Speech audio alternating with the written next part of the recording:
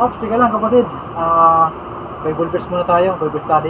Huwag muna i-scroll, saglit lang po ito. Ngayon po, basahin natin ang 1:4:24. Saglit lang po ito kapatid. Ang sabi sa 1:4:24 Tagalog,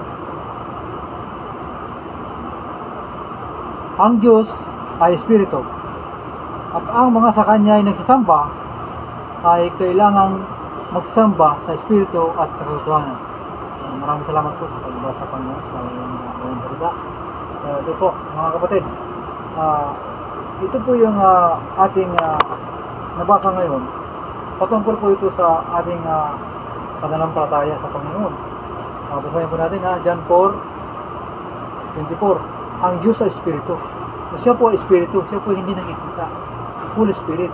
So dapat tayo mananampalataya sa Espiritu at katotohanan. Ano pa katotohanan? Banal na salita. Ano po kapatid? Ang sinasabi ito ng banal na kasalatan. Tayo ay magsisampalataya sa Kanya, sa Espiritu. Yung Espiritu yung hindi nakikita. Kapag ang kagay ng hangin, hindi mo nakikita po, ramdam mo. Ganun din po ang Panginoon, ang Holy Spirit. Sa katotohanan naman, ito yung ano sa atin ito na ang katotohanan ay banal na salita ng Panginoon ay ang Biblia. So, dapat doon tayo manalangin sa Espiritu at katotohanan. Huwag sa mga alam naman, nakalagay sa Biblia na huwag kayong sumamba sa mga Diyos-Diyusan, huwag kayo luluhod sa mga sa langit, ng kawangis na ginawa, ganoon sa lupa. So, yun ang ng Panginoon na nasa Bible din po yun na huwag kayong kasamba sapagkat ang Diyos ay mapanulubuhin. Naninimog po ang Panginoon. Kaya ito sa John 4:24, ito yung sinabi ng Panginoon talaga sa atin ng bilang ng mananampalataya. Ang sabi ito, ang Diyos ay Espiritu.